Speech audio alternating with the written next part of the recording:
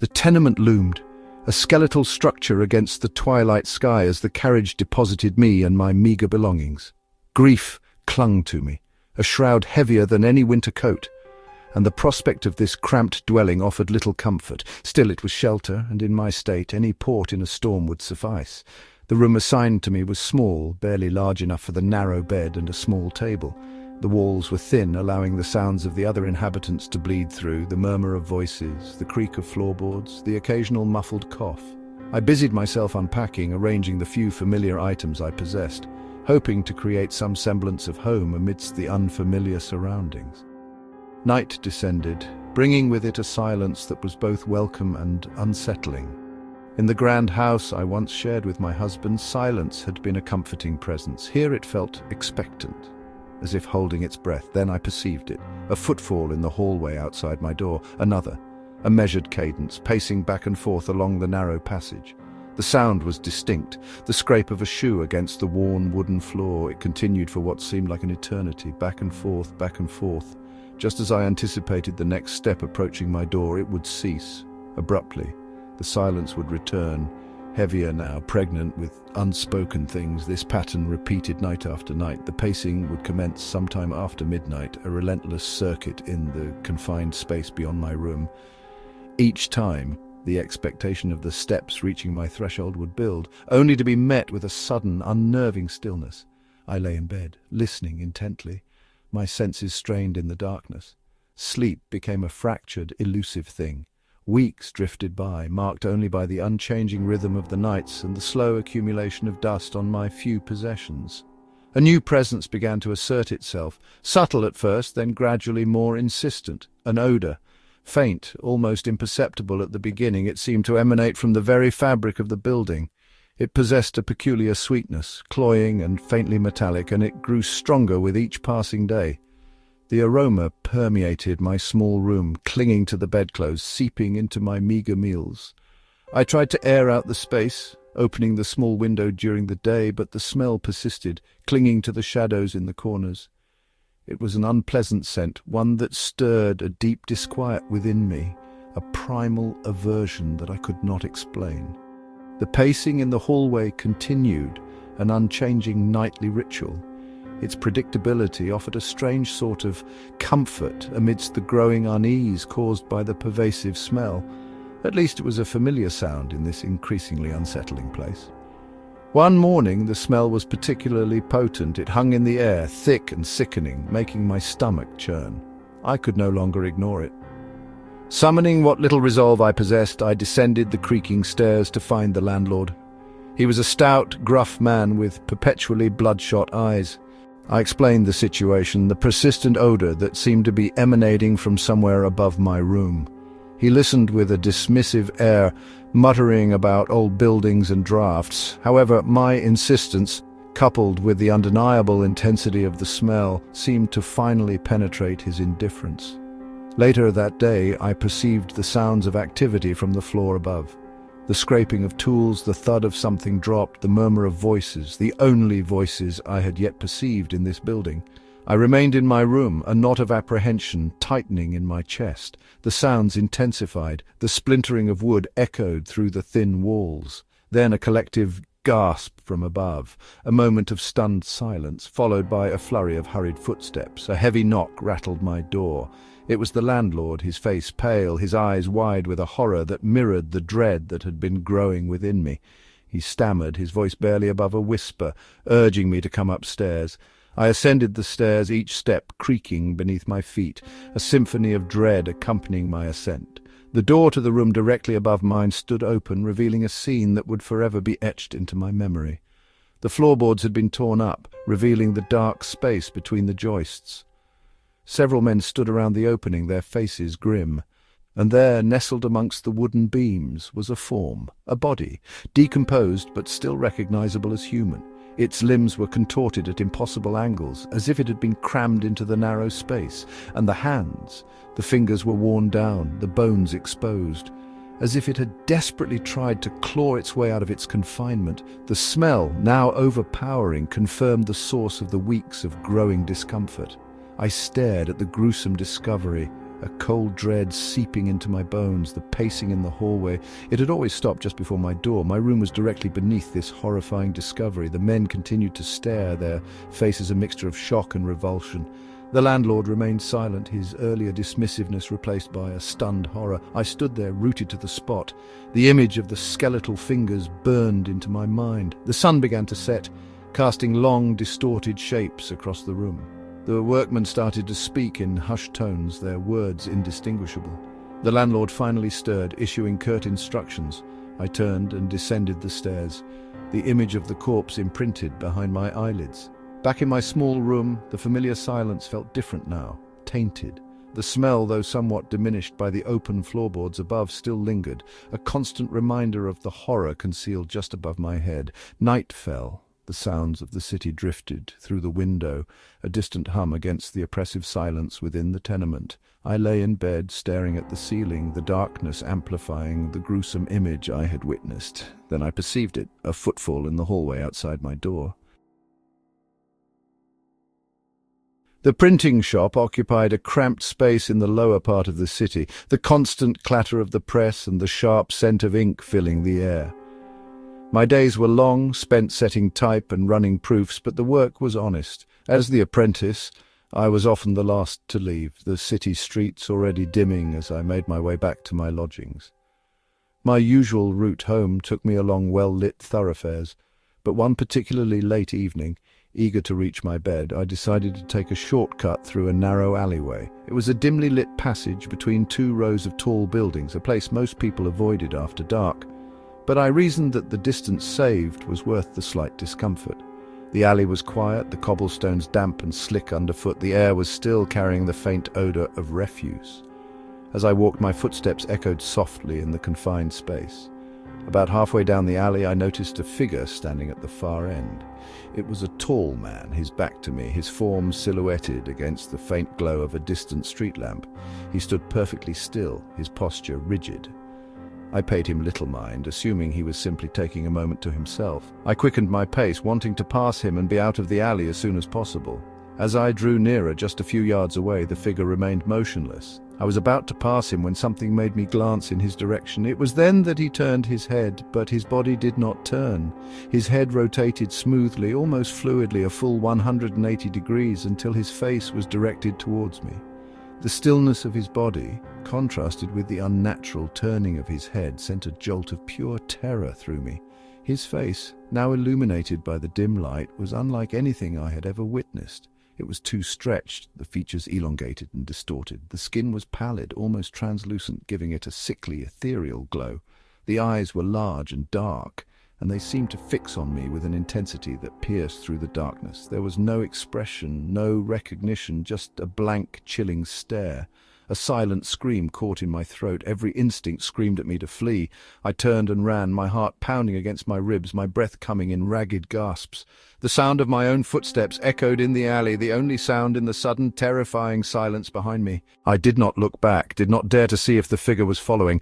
I ran until I burst out of the alley and onto the familiar, bustling street. The lights and sounds of the city, a welcome assault on my senses. I reached my lodgings, my body trembling, my mind reeling from the encounter. Sleep offered little respite, my dreams filled with the image of that impossibly turned head and that stretched, pale face. The next evening, as I made my way home from the printing shop, I stuck to the well-lit main streets, avoiding the alley at all costs. As I walked, I had the distinct sensation of being watched. I glanced around, my eyes scanning the faces of the passers-by. Then I perceived it. Across the street, standing in the shadows of a doorway, was the tall figure. He was further away this time, but there was no mistaking his tall, rigid form. Even from a distance, there was something profoundly unsettling about his stillness. He did not move, simply stood there, his head facing in my direction, though I could not make out his features in the dim light. A cold dread washed over me. He had found me. Every night after that, as I walked home, I saw him. He was always at a distance, standing in the shadows, watching. Sometimes he was across the street, sometimes at the end of a long avenue, but he was always there, and each night he was a little bit nearer. The distance between us lessened with each passing day. He no longer stood in complete darkness, allowing me glimpses of his pallid face. the stretched features. His dark eyes seemed to follow my every step. I tried to vary my route to lose him in the crowds, but it was no use. He always reappeared, his tall, silent form a constant presence in the periphery of my vision. The feeling of being watched intensified, becoming almost unbearable. Sleep offered no escape. The image of his face now a recurring nightmare. I knew with a growing certainty that he was getting closer. Tonight, as I left the printing shop, the sky was a bruised purple, the street lamps just beginning to flicker to life. I glanced around, my heart pounding with a familiar dread. He was there, just across the street, closer than ever before. The damp chill of the evening often clung to the cobbled streets as I made my way from the counting house back to my lodgings. The fog, a common companion in this part of the city, would roll in from the harbour, muffling the sounds of the late-night traffic and distorting the familiar shapes of buildings into looming spectres. My route took me through a network of narrow lanes and dimly lit thoroughfares. I had traversed this path countless times, yet there were nights when a prickling sensation would crawl up my spine, a feeling of being observed, though I could never quite place the source. One such evening, the fog was particularly dense, a swirling grey shroud that seemed to swallow the light from the few flickering lanterns. The usual sounds of the city, the distant cries of vendors, the rumble of carriage wheels, were muted, replaced by an unnerving silence. It was then that I noticed it. A soft, almost imperceptible sound behind me. A footfall, then another. The cadence was uneven, as if the person was not quite keeping pace with me. I glanced over my shoulder, peering into the swirling mist. Nothing. The fog was too thick to see more than a few feet in any direction. I continued walking, my pace quickening slightly. The footsteps resumed, a faint echo in the fog. Again I turned abruptly. Silence, only the whisper of the fog and the faint drip of moisture from the eaves of nearby buildings. I dismissed it as my imagination, the product of a long day and the unsettling atmosphere created by the fog. Yet the feeling persisted. As I walked, I remained acutely aware of the space behind me, straining my ears for any sound. Over the following weeks, the occurrences became more frequent. Almost every evening, as I walked home through the fog, I would perceive the sound of footsteps following me. Sometimes they were faint and distant, other times closer, as if the unseen presence was just a few paces behind. Each time I turned, the sound would cease. I would stand there, peering into the swirling grey, my heart pounding, but there was never anything to see. No figure emerged from the fog. No shadow detached itself from the gloom. The sensation was deeply unsettling. It was not just the possibility of a lurking thief or a drunken vagrant. There was something else about the silence that followed my turns, a sense of something not quite human. I began to vary my route home, hoping to shake off this unseen follower. I would take different streets, turn down alleyways, even double back on myself. But the footsteps would eventually resume, always behind me, always stopping when I turned. Sleep became a fitful affair. I would lie in bed listening to the sounds of the night, constantly expecting to perceive that faint echo of footsteps outside my window. One evening the feeling was particularly intense. The fog was thick and cloying, and the footsteps behind me seemed closer, more insistent than ever before. A knot of fear tightened in my stomach. I had the distinct impression that whatever was following me was gaining on me. I quickened my pace, almost running through the fog-drenched streets. The footsteps behind me mirrored my increased speed. I could almost feel the presence just at my heels. Reaching my lodgings, a small room on the third floor of a modest building, I fumbled with the key, my hands shaking. I burst through the door, slamming it shut and immediately bolting the heavy wooden latch. I leaned against the door, gasping for breath, my ears straining for any sound from the street below. The silence was profound, broken only by the frantic thumping of my own heart. I remained there for a long time, listening until the exhaustion finally overcame my fear. I bolted the window as well, though it seemed an unnecessary precaution 3 stories above the street. I then collapsed into bed, pulling the covers up to my chin, still feeling the phantom presence just outside. The night passed without incident. When morning arrived, the fog had lifted, revealing a clear, crisp day. I rose from bed, the events of the previous evening still vivid in my mind. As I prepared to leave for work, a thought struck me. I walked over to the window and looked down at the street below. The cobblestones were dry, the morning sun already beginning to warm them. Then my gaze drifted upwards to the wall just beneath my window. There, stark against the brickwork, were muddy footprints. They began on the ground, leading away from the building, but then inexplicably they continued upwards as if someone had walked directly up the sheer face of the wall. The footprints were clear and distinct, the mud still damp in the morning air. They ascended the 3 stories to my window, stopping just below the sill. There were no other marks on the wall, no sign of a ladder or any other means of reaching that height. I stared at the muddy prints, my blood running cold. How could anyone have reached my window in such a way? The image of the unseen follower, the persistent footsteps in the fog, the feeling of a presence just behind me, it all coalesced into a single terrifying realization. Whatever had been following me was not bound by the ordinary laws of the physical world. And somehow it had reached my window, 3 stories above the street, while my door and window were securely bolted from the inside. The muddy footprints remained, a silent testament to the impossible. They served as a chilling reminder that whatever had been pursuing me in the fog had found its way to my very window, and I had not even perceived its arrival. The docks along the East River were a place of constant activity, a chaotic symphony of creaking wood, the cries of gulls and the shouts of labourers. But beneath the surface of this bustling scene, a murmur persisted among the fishermen, a quiet exchange of worried glances and hushed pronouncements. They spoke of anomalies in the river's surface, strange disturbances that defied the usual currents and the passing of boats. Even on the calmest evenings, when the water lay still and glassy, they claimed to observe ripples, subtle yet persistent, as if something was stirring beneath the depths. I worked as a dock worker, my days spent loading and unloading ships, my hands calloused and strong from years of labour. I had dismissed the fishermen's talk as the product of too much sun and too little sleep. The river was a living thing, subject to all manner of unseen forces. Ripples were hardly cause for alarm. One evening, however, as the last of the day's cargo was being secured, I found myself near the edge of the pier. The water was unusually still, reflecting the fading light of the sunset in a shimmering expanse of orange and gold. I leaned out slightly, intending to retrieve a dropped rope.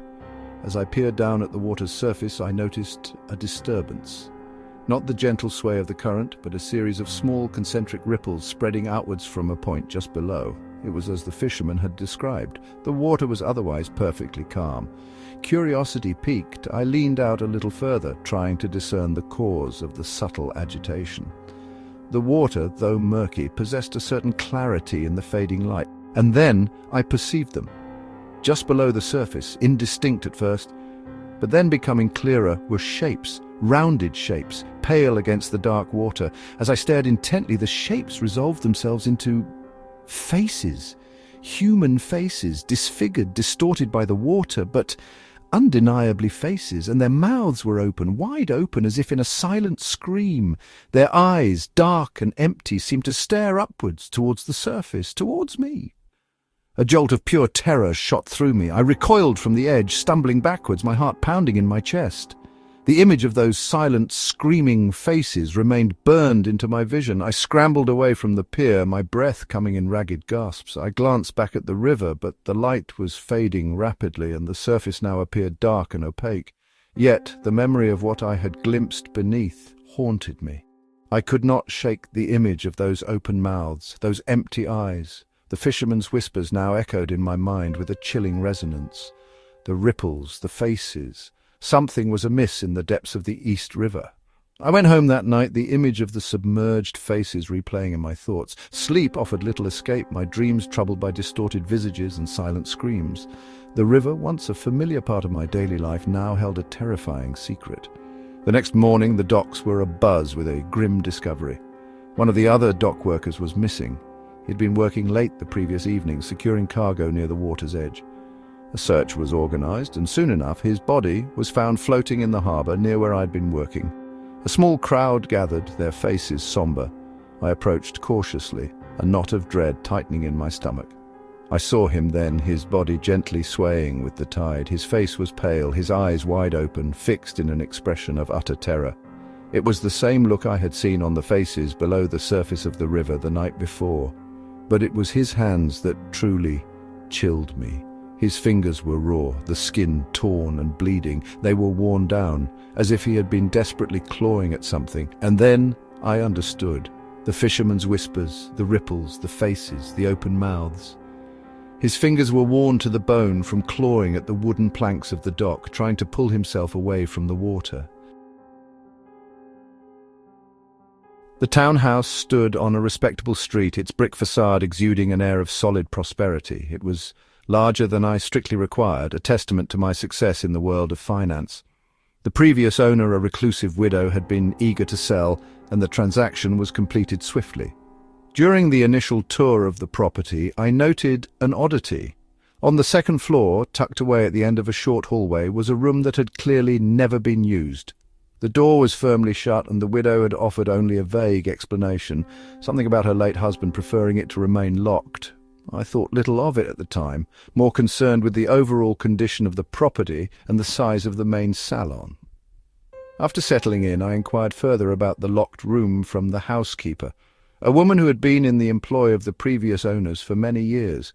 She seemed reluctant to speak of it, her eyes darting nervously around the room as if expecting to be overheard. Eventually, she divulged that there were local superstitions surrounding it, whispers of strange occurrences and an unhappy history. She claimed the late Mr. Abernathy had sealed the room off years ago and forbidden anyone from entering. I, a man of logic and reason, dismissed such talk as fanciful nonsense. Superstition held no sway over me. The room remained locked, a minor curiosity in my otherwise comfortable new residence. I had intended to have it opened eventually, perhaps to use as a study or a guest room, but the matter had not been pressing. Then, one night, the stillness of the house was shattered. I'd retired to my bedchamber, the city outside quiet under the cloak of darkness. A sudden, violent banging erupted from somewhere within the house. It was a loud, insistent sound, as if someone or something was striking the door with considerable force. My heart leapt in my chest. I sat bolt upright in bed, straining my ears. The banging continued, a relentless assault against the silence of the night. It was clearly coming from the second floor. I rose quickly, grabbing a candelabra from the bedside table. The flickering light cast dancing patterns on the walls as I made my way out into the hallway and up the stairs. The banging grew louder as I approached the second floor. It was unmistakably emanating from the locked room at the end of the hall. I stood before the door, the heavy wooden panel vibrating with the force of the blows from within. The sound was deafening, echoing through the empty hallway. I called out a wordless query, but there was no response, only the continued, furious banging. I tried the handle. It was firmly locked. I pressed my ear against the door, listening intently between the percussive sounds. There was nothing. No voice, no shuffling, no indication of anyone being inside. The sheer volume and intensity of the banging were unnerving. It sounded as if a large object was being repeatedly slammed against the inside of the door. Yet the silence between the impacts was equally disturbing. I roused the household staff, the housekeeper and a groundskeeper, who also slept on the premises. They were both visibly shaken by the commotion. Together, we stood outside the locked room, listening to the relentless assault on the door. After a fruitless attempt to find the key, I decided there was no other option. I ordered the groundskeeper to fetch tools to force the door open. The banging continued unabated as he returned with a sturdy axe and a crowbar. With considerable effort, they managed to pry the door from its frame. The wood splintered and cracked, and the heavy panel finally swung inward with a groan. We stood in the doorway, our candelabras held high, illuminating the interior of the room. It was empty, utterly empty. There was no furniture, no tapestries, no belongings of any sort. Dust motes danced in the flickering light, undisturbed on the bare wooden floor.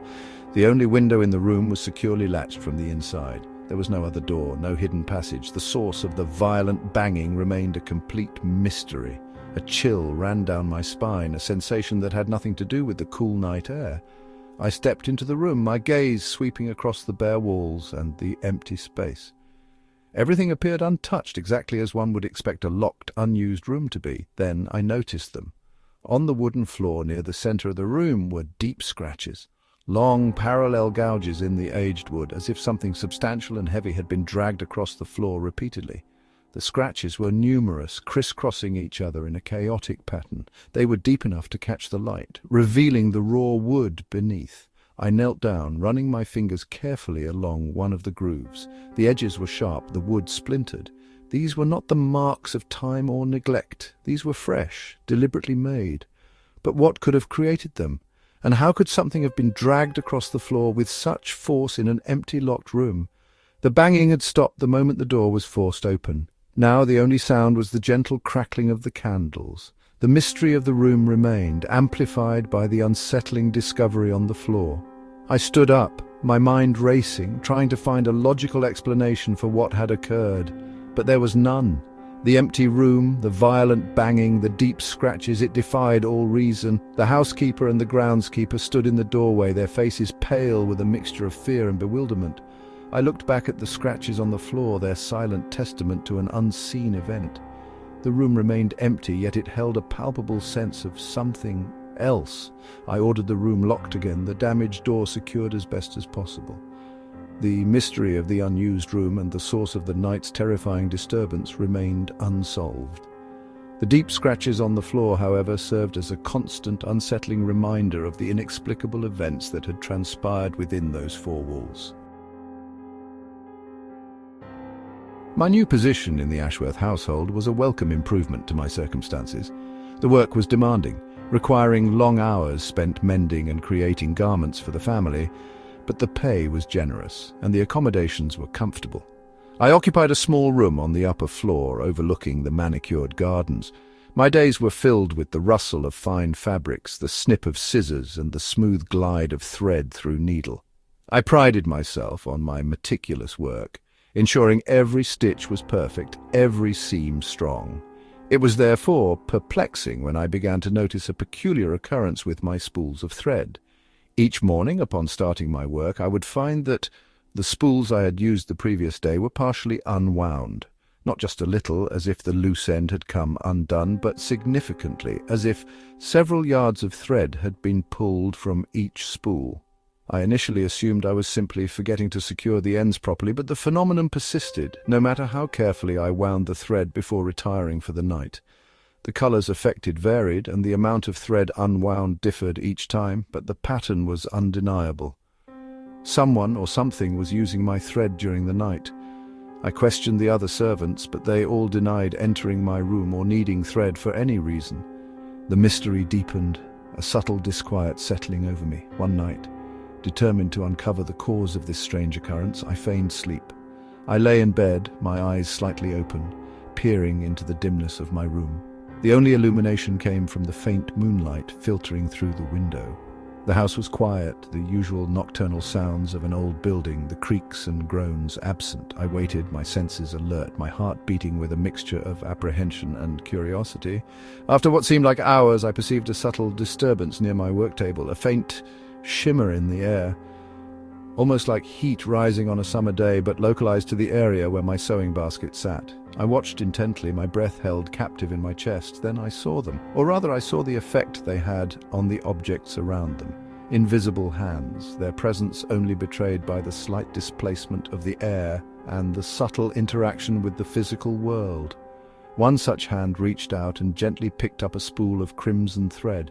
I watched, mesmerized and terrified, as the invisible hand began to unwind the thread, pulling it smoothly from the spool. Another invisible hand reached for a piece of fine linen that lay on the table.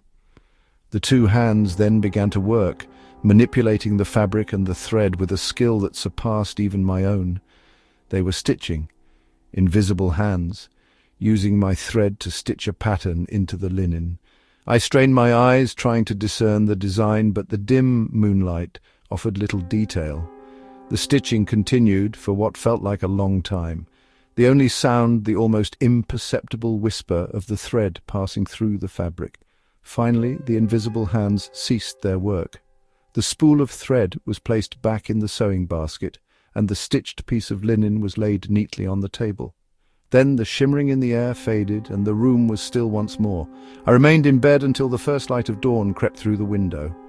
My mind raced, trying to comprehend what I had witnessed. Invisible hands using my thread to stitch a pattern in the dead of night. It defied all logic and reason. As soon as there was enough light, I rose and went to my work table. There, lying on the linen, was the intricate stitching created by the unseen hands. The pattern was unfamiliar, unlike any embroidery or needlework I had ever seen. It consisted of a series of lines, curves, and symbols that seemed to have no discernible artistic merit. Intrigued and deeply unsettled, I took the piece of linen over to the window, examining it closely in the daylight. The stitching was precise, the tiny stitches forming a complex network across the fabric. Later that evening, as the shadows lengthened and the house grew quiet, I took the stitched linen to my bedside table and lit a candle. The flickering light danced across the fabric, illuminating the pattern in a new way. As I studied the design more closely, a horrifying realization dawned upon me. The seemingly random lines and curves were not merely decorative, they formed a map, a crude yet recognizable depiction of the layout of the Ashworth estate. And the symbols, they marked a specific location, a spot beneath the main house, a place I'd never seen or heard mentioned, a long-forgotten burial site. The realization sent a shiver of icy dread down my spine. The invisible hands, the unwound thread, the stitched map. It all pointed to something ancient and unsettling hidden beneath the very floorboards where I slept. The tavern stood nestled amongst the other ramshackle buildings near the docks, its sign creaking gently in the sea breeze. It was a dimly lit establishment, the air inside thick with the smell of pipe smoke and stale ale. I had sought shelter there for the night, weary from my travels. The common room was sparsely furnished with rough-hewn tables and benches. A fire crackled merrily in the hearth, offering a welcome warmth against the evening chill. Most of the patrons were sailors and dock workers, their faces weathered by the elements. I noticed a peculiar detail. In a corner, slightly removed from the other furniture, sat a solitary chair. It was an old, high-backed thing, its wood dark with age. What struck me was that no one sat in it. The other chairs and benches were occupied, but this one remained empty, gathering dust in the dim light. As I settled at a table near the fire, the innkeeper, a stout man with a weary face, approached to take my order. He glanced towards the empty chair, a shadow passing over his features. He then addressed me, his voice low, almost a murmur. He cautioned me, and indeed any other guest, against moving that particular chair. He offered no explanation, simply stating that it was best left untouched. Superstition was rife in these parts, especially among those who spent their lives at sea. I paid little heed to the innkeeper's warning, attributing it to local folklore. The chair looked comfortable enough, and I preferred to sit closer to the warmth of the fire. After finishing my meal, I decided to disregard the innkeeper's words. The corner where the chair sat was somewhat removed, and the fire was beginning to die down. I rose from my bench and approached the solitary piece of furniture. It was heavier than it appeared, the wood dense and solid. With a bit of effort, I managed to drag it closer to the hearth, placing it in a spot where the warmth radiated more directly. I settled into the chair, finding it surprisingly comfortable despite its age. The other patrons paid me little attention.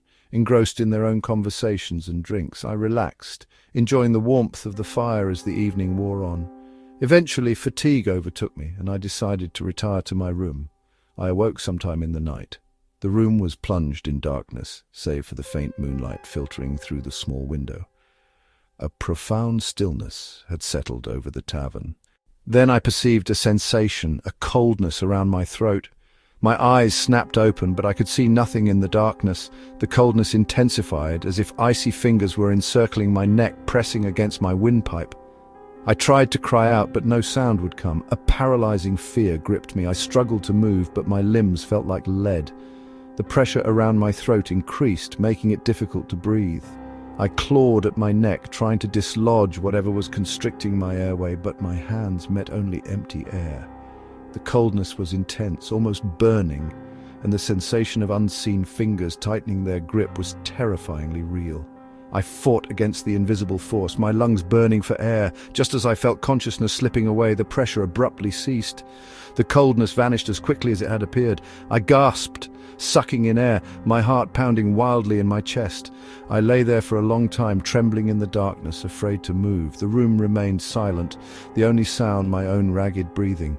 Eventually, exhaustion claimed me once more, and I drifted back into a troubled sleep. The next morning I woke with a stiff neck and a lingering sense of dread. The memory of the cold hands around my throat felt vividly real. I rose and made my way down to the common room. The tavern was beginning to stir with the activity of a new day. The innkeeper was busy behind the counter, serving breakfast to a few early risers. I glanced towards the corner where the solitary chair had been.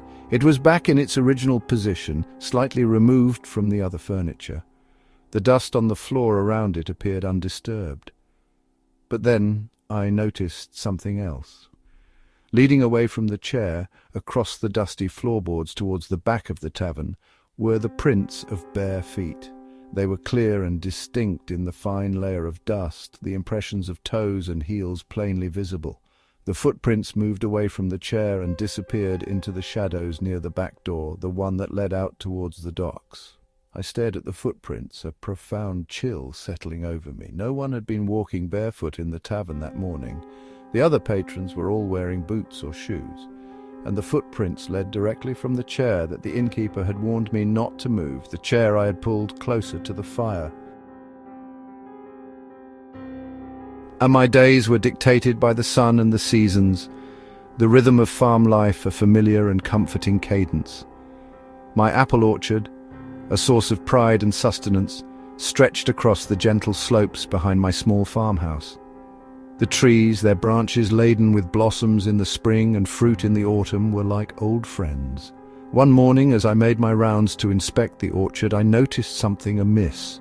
Deep gouges marred the bark of several of my finest apple trees, long, ragged scrapes that tore through the outer layer, exposing the pale wood beneath. My initial thought was of wild animals, perhaps a hungry deer or a scavenging raccoon. I examined the ground around the trees for tracks, but the soil was too hard and dry to reveal any clear prints. Over the next few days, the damage worsened. More trees were affected, the gouges deeper and more extensive. It was beyond the work of any animal I knew. These were deliberate marks, as if something with sharp claws had raked at the bark with considerable force. A knot of worry began to form in my stomach. The orchard was my livelihood, and this unexplained damage threatened my harvest.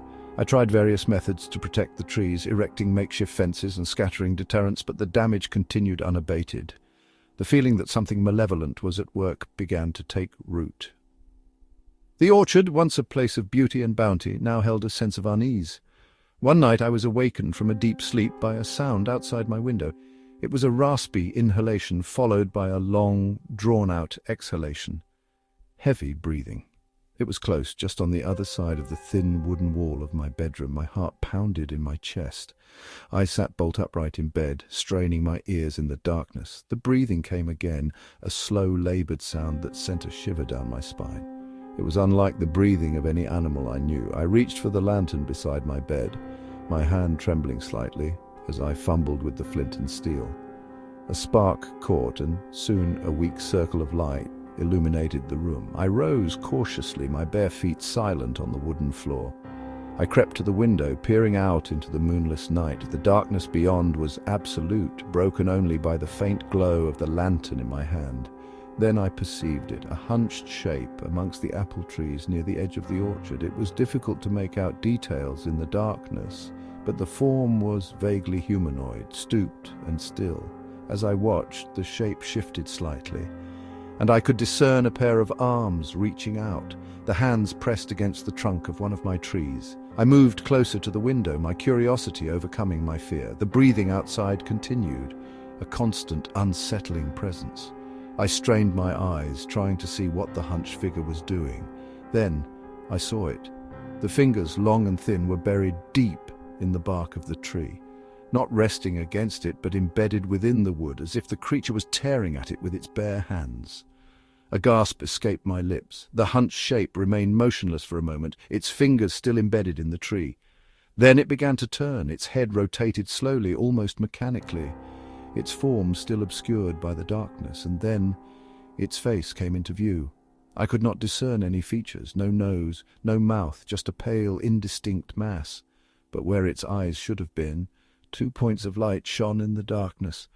They were bright and hard, like polished coins reflecting the faint glow of my lantern. They fixed on me, and in their cold, unblinking intensity I saw something utterly alien, something that had no place in the familiar world of my farm. The heavy breathing continued, a chilling exhalation in the still night air, as those coin-like eyes remained fixed on my window. The island was a desolate speck on the horizon, a jagged tooth of rock jutting out from the turbulent waters of the Atlantic. For years it had been my solitary domain, the lighthouse my only companion. The beam, a sweeping arc of light cutting through the darkness, was my responsibility, a beacon for ships navigating the treacherous coastline.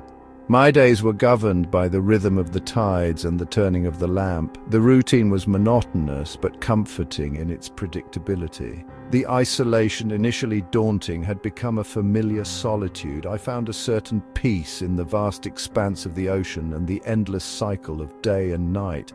Then things began to change. Subtle shifts at first, almost imperceptible. A feeling of unease would settle over me, particularly at night when the wind howled around the tower and the waves crashed against the rocks below.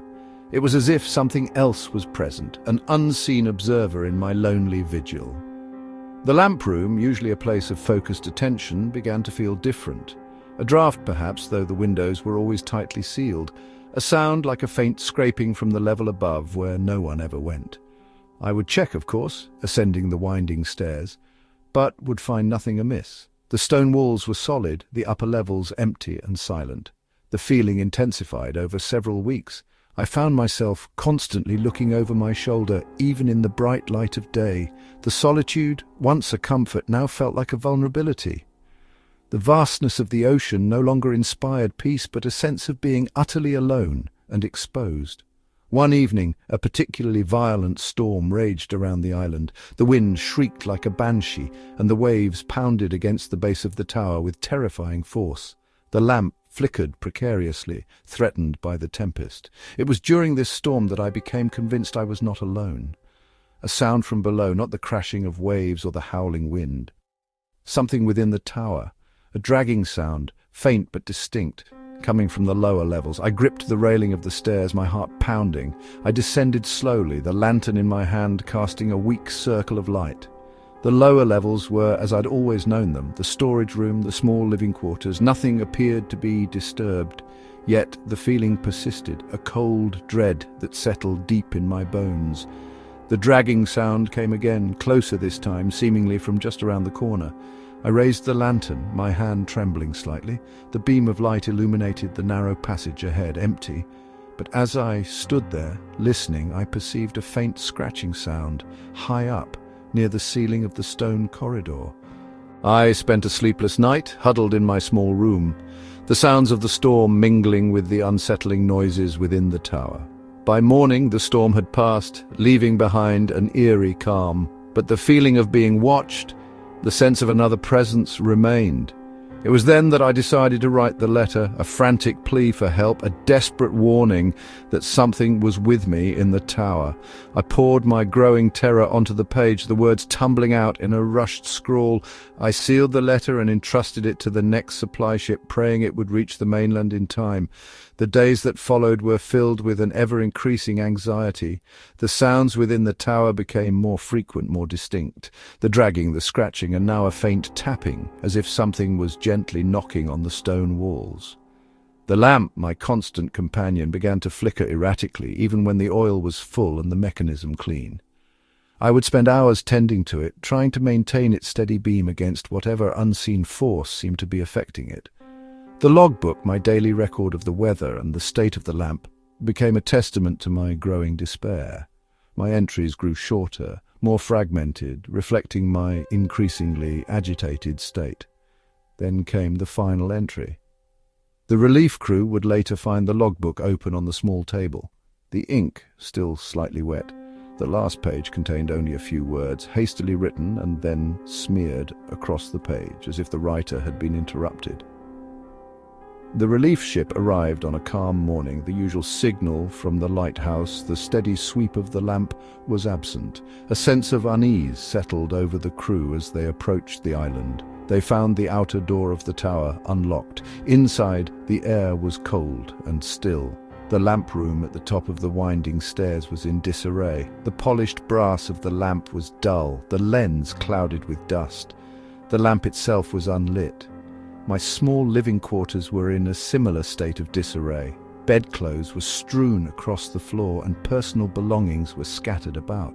There was no sign of me. The crew searched the entire island, every crevice of rock, every corner of the tower. Nothing. It was as if I had vanished into thin air. Finally, they reached the door to the upper level, the one I rarely used. It was locked from the inside. They forced the door open. The room beyond was bare, the stone walls cold and damp. There was nothing inside except for the logbook lying open on the table in my living quarters. My final words, smeared in ink, were the only clue. The door to the upper level locked from the inside, and no trace of me ever found. The churchyard was my domain, a quiet patch of consecrated ground nestled on a gentle slope overlooking the sprawling city. For years I had tended to its silent residents, my spade and shovel my constant companions. I knew every weathered headstone, every patch of moss, every subtle undulation in the earth. The work was solitary, often under the pale glow of the moon or the muted light of a grey dawn. I'd grown accustomed to the stillness, the quiet company of those who slept beneath the soil. There was a certain rhythm to the place, a peaceful cadence that usually settled my mind. Then I noticed the anomaly. It was on an older grave, one that had been marked for decades, the inscription on the weathered stone barely legible.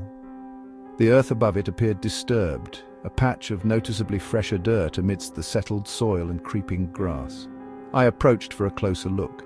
The fresh dirt was mounded slightly, as if it had recently been turned. This was unusual. No new burials had taken place in this section of the churchyard for many years. I ran my hand over the loose soil. It felt soft, yielding under my touch. I dismissed it as perhaps some animal activity, a burrowing creature disturbing the old grave. But the following night, as I made my rounds to ensure everything was in order, I noticed it again. The mound of fresh dirt was still there, but it appeared lower, as if the earth had settled or perhaps sunk slightly. I circled the grave, my lantern casting long, dancing shapes across the tombstones. There were no tracks of any animal, no sign of digging. Night after night I observed the same phenomenon.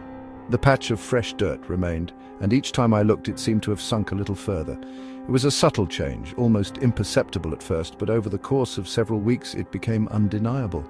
The earth above the old grave was slowly collapsing inwards, as if the very ground beneath it was giving way. A disquiet began to gnaw at me. It was not natural for a grave to sink in such a manner, especially one that had been undisturbed for so long. The image of something beneath, exerting pressure from below, began to form in my mind. The other groundskeepers, when I mentioned it, dismissed it as the natural settling of the earth over time. But I knew this was different. This was a consistent downward progression, almost as if something was actively trying to create more space beneath the surface. The thought was unsettling, bordering on macabre. Yet I could not shake the feeling that something was amiss with this particular grave. The way the fresh dirt seemed to be pulled downwards, the silent, gradual descent, it spoke of a disturbance far beyond the ordinary. Finally, my curiosity and a growing sense of dread overcame my apprehension. I decided I had to know what was happening beneath that patch of disturbed earth. Under the cover of darkness, armed with my shovel and lantern, I made my way to the old grave. The moon was hidden behind a thick blanket of clouds, casting the churchyard in an inky blackness. The only light came from my flickering lantern, its beam cutting a small circle in the gloom. The air was still and cold, carrying the faint scent of damp earth and decaying leaves. I began to dig. The fresh dirt was easy to remove, yielding quickly to my shovel. As I dug deeper, the soil became more compacted, the familiar resistance of undisturbed earth.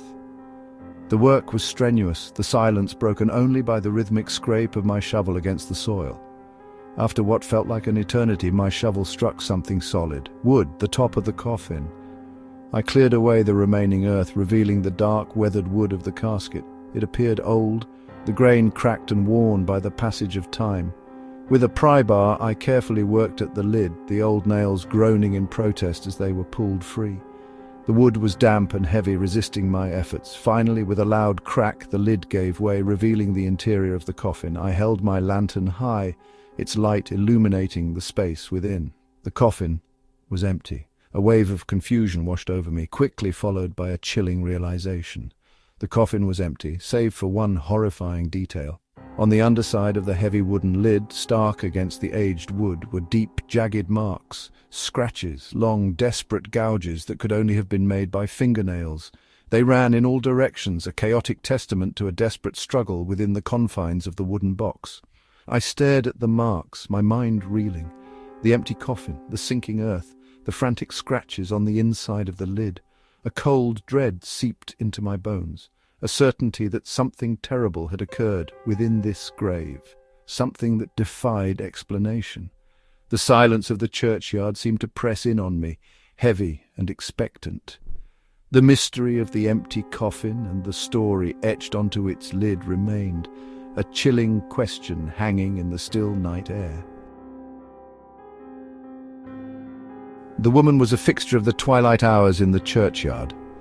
Every evening, as the last sliver of sun dipped below the horizon and the mist began to curl around the tombstones, she would appear. Always draped in black, her face obscured by layers of fine, dark veils, she moved with a sorrowful grace towards a particular grave in the older section of the grounds.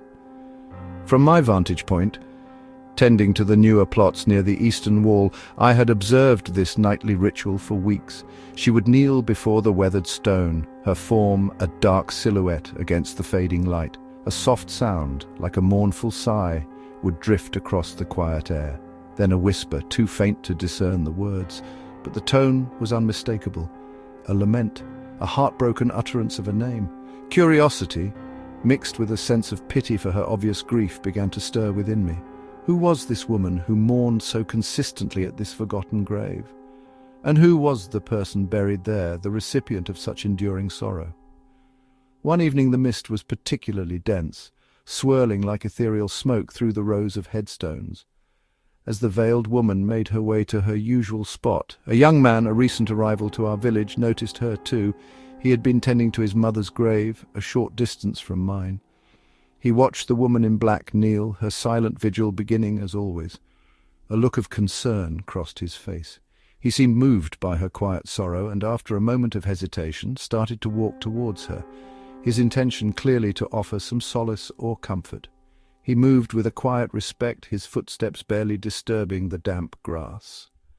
The mist swirled around him, partially obscuring his approach. I watched, curious to see how the veiled woman would react to this unexpected intrusion into her private grief. As the young man drew nearer, just a few feet away from the kneeling figure, the woman remained still, seemingly unaware of his presence. He paused, about to speak, his hand outstretched in a gesture of gentle comfort. Then something inexplicable occurred. As the young man stood there, poised to offer his condolences, the woman in black seemed to dissolve.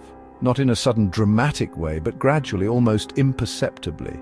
Her dark form seemed to thin, to become one with the swirling mist around her. One moment she was there, a solid presence of sorrow, and the next, there was only the grey, swirling vapor where she had been kneeling. The young man stopped, his outstretched hand hanging in the empty air. He looked around, bewildered, his face etched with confusion and a hint of something akin to fear. The mist continued to swirl, but the woman in black had vanished completely, leaving no trace. He stood there for a long moment, staring at the spot where she had been, as if expecting her to reappear. Then, with a slow shake of his head, he turned and walked back towards the newer section of the churchyard, a troubled expression on his face. The following morning the mist had cleared, replaced by a bright sunny day. The churchyard was peaceful, the birds singing in the trees. The young man, his curiosity clearly piqued by the previous evening's events, made his way to the older section, towards the grave where he had seen the veiled woman kneeling. I was tending to a newly dug plot nearby and watched as he approached the weathered headstone. He knelt down, carefully brushing away the moss and lichen that had accumulated over the years. He traced the barely visible inscription with his fingers, his brow furrowed in concentration.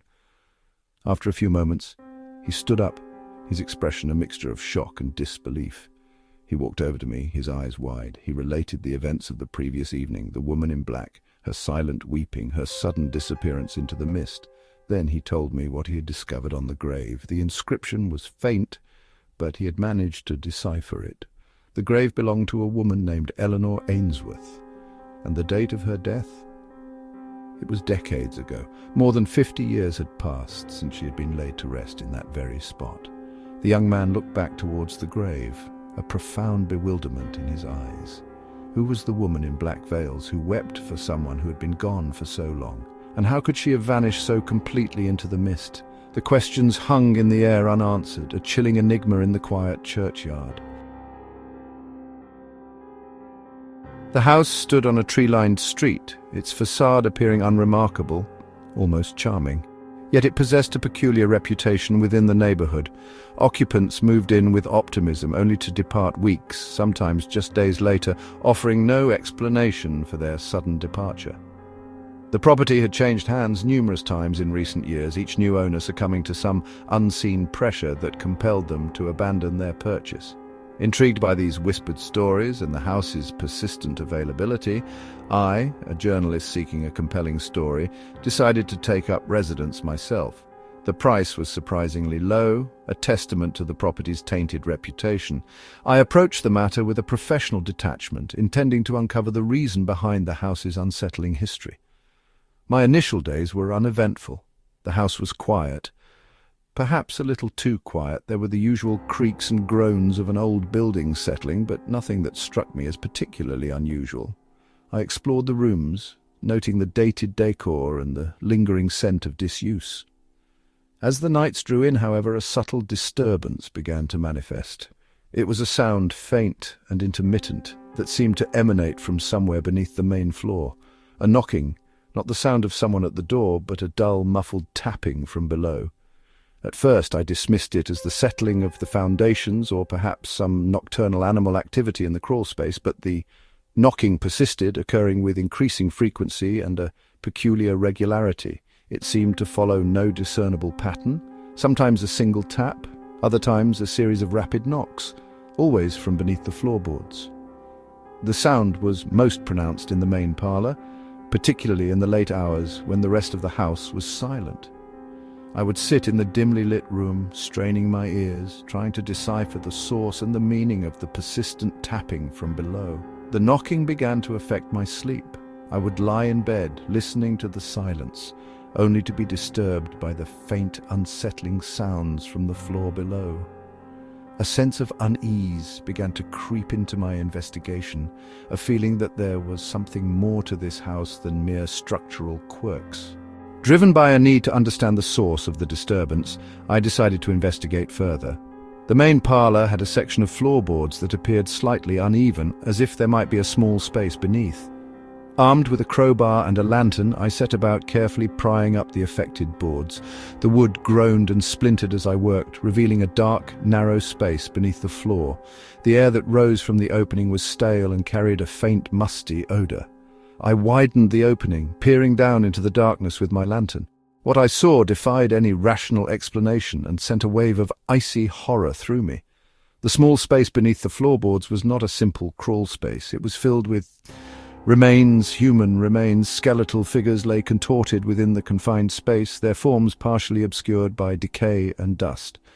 As my eyes adjusted to the dim light, I could make out the details. There were several bodies crammed into the small enclosure, their clothing rotted and clinging to their bones. And then I noticed the horrifying similarity between them all.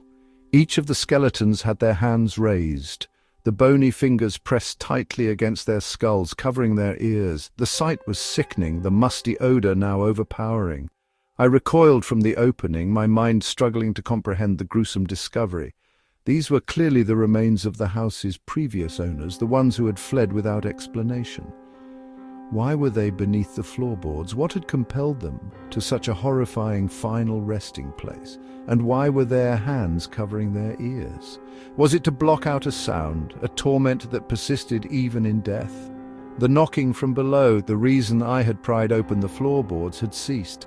The silence in the room was now absolute, broken only by the frantic pounding of my own heart.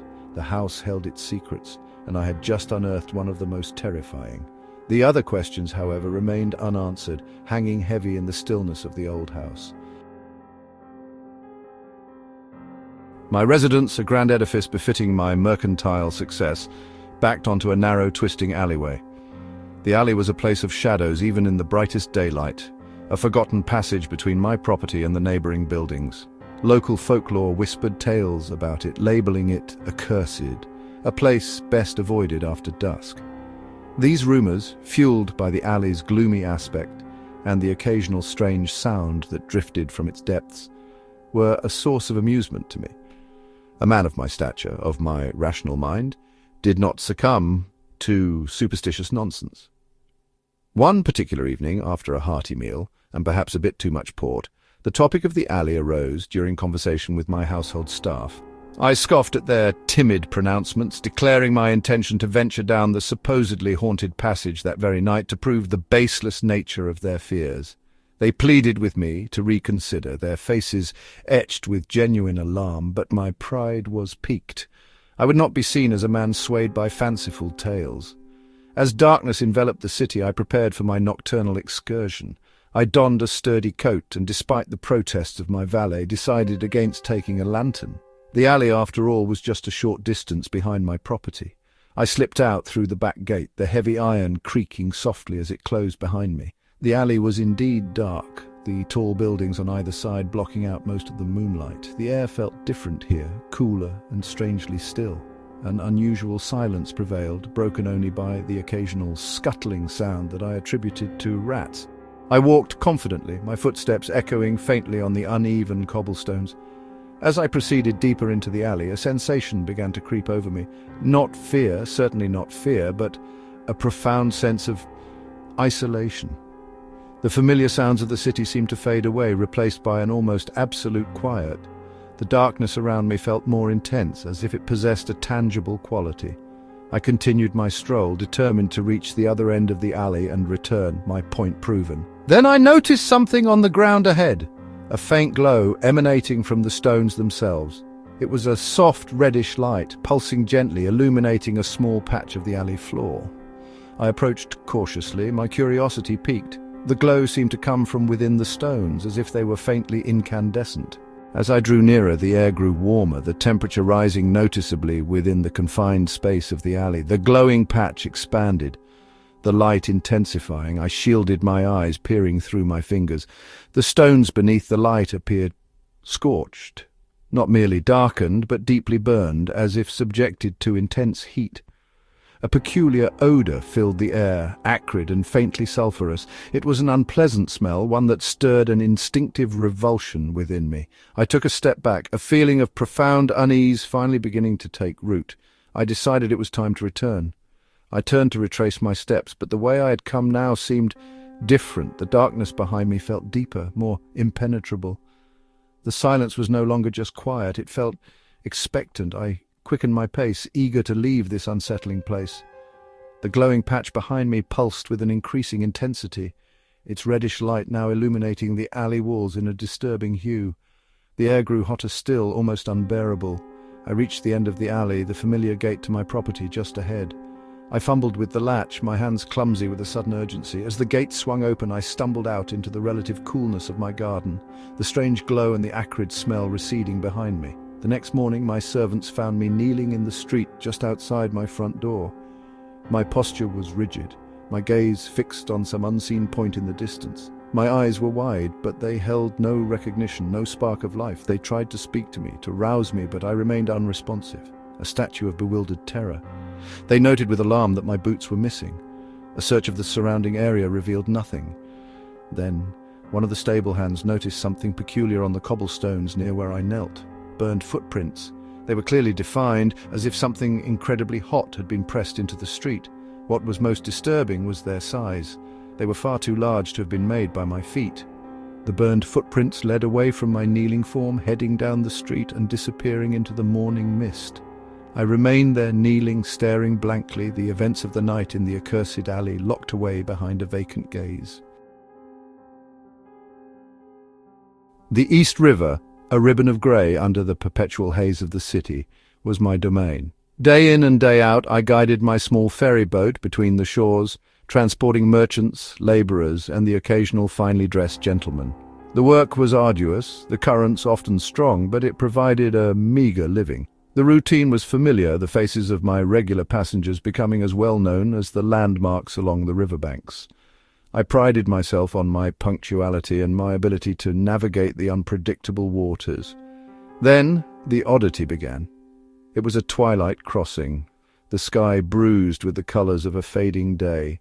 A few passengers huddled together, their conversations hushed against the lapping of the water against the hull. As I pushed off from the Manhattan side, I became aware of another presence. An old man sat at the stern, his clothes ragged and worn, his face obscured by the gloom. I did not recall him boarding, but the fading light could play tricks on the eyes.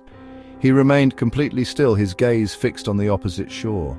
When we reached Brooklyn, the other passengers disembarked. I turned to the old man, expecting him to do the same or perhaps offer payment. He remained seated, utterly motionless. I cleared my throat, a silent prompt. Still, he did not stir. I approached him, a query forming in my mind. As I drew nearer, I could discern the details of his appearance. His skin was sallow, almost translucent, and his eyes, though open, seemed to hold no light. A peculiar odour emanated from him, a musty, earthy smell that was vaguely unpleasant. I reached out a hand to gently touch his shoulder. My fingers passed through empty space. A jolt of something akin to fear shot through me. I stumbled back, my heart pounding. The old man remained, seemingly oblivious to my distress. I looked around wildly. The other passengers had already dispersed. There was no one else on the boat. I quickly rowed back to Manhattan. The image of the spectral figure seared into my mind. I tried to rationalize what I had experienced. Perhaps I'd been mistaken. Perhaps the gloom had played a trick on my vision. The following day, the sun shone brightly on the river. The crossings were numerous, the passengers talkative. But as the day wore on, a knot of apprehension remained in my stomach. That evening, as dusk began to settle, he appeared again. Same tattered clothes, same vacant stare, seated at the stern as if he had been there all along. This time I watched him intently as other passengers boarded. None of them so much as glanced in his direction. They sat near him, seemingly unaware of his presence. As I steered the boat across the river, I became aware of a sound beside me, a raspy inhalation followed by a long, drawn-out exhalation. Heavy breathing. I turned my head. The old man was still at the stern, silent and still. The breathing was coming from somewhere very close. I glanced around. No one else was near me. The other passengers were engaged in their own conversations. The breathing continued, a constant, unsettling presence just to my right. I could almost feel the exhalation on my neck. This continued for several weeks. Every few nights the old man would appear on the twilight crossing. He never spoke, never moved, never paid, and each time I would perceive the heavy breathing beside me, a phantom exhalation against my skin. I began to dread the approach of dusk. The river, once my familiar companion, now seemed to hold a silent menace. I tried to ignore the odd passenger, to focus on my work, but the sensation of that unseen breath was always there, a chilling reminder of something inexplicable. One particularly dark night, a storm gathered overhead. The wind whipped the river into a frenzy and the rain lashed down in sheets. Despite the worsening conditions, a few hardy souls still needed passage. As I navigated the turbulent waters, the old man was there, as always, at the stern. The heavy breathing was more pronounced tonight, almost a wheeze, and it felt closer than ever. The boat pitched violently in the waves. Suddenly, a rogue wave slammed into the side of the ferry. The small vessel bucked and tilted precariously. Passengers screamed, their cries swallowed by the roar of the storm. Water poured over the gunwales. The boat capsized. I was thrown into the icy water, the shock momentarily stealing my breath. The river, normally a pathway, now became a churning, suffocating entity. I struggled to stay afloat amidst the debris and thrashing limbs. Through the chaos, I felt a tugging sensation around my ankles. Something was pulling me down, dragging me beneath the surface. I kicked and fought, desperate for air, but the pull was relentless. The last thing I perceived before losing consciousness was the sensation of rough hands, scraping against my skin, tightening their grip around my legs. When I awoke, I was lying on the riverbank, wrapped in a thick blanket. Rescuers huddled around me, their faces etched with concern. They told me I was lucky to be alive. The storm had been fierce, and the river unforgiving. As they helped me to my feet, one of the rescuers pointed to my legs. "What happened here?" he asked, his brow furrowed. I looked down. Around both of my ankles were deep, angry scratches, as if someone had desperately tried to drag me under the water. The marks were raw and bleeding, a stark testament to the unseen force that had gripped me in the darkness. The other passengers who had been on the ferry that night were accounted for. None of them mentioned seeing an old man in tattered clothes. None of them recalled the sensation of heavy breathing. They only remembered the storm, the capsized boat, and the struggle for survival. I remember the pull, the scraping sensation, the unseen presence beside me in the darkness. The scratches on my ankles remain, a constant, chilling reminder of the night the boat went down. The river flows on, indifferent to the mysteries it holds. And I, the boatman, continue my crossings, forever marked by the unanswered question of who or what tried to drag me to the depths.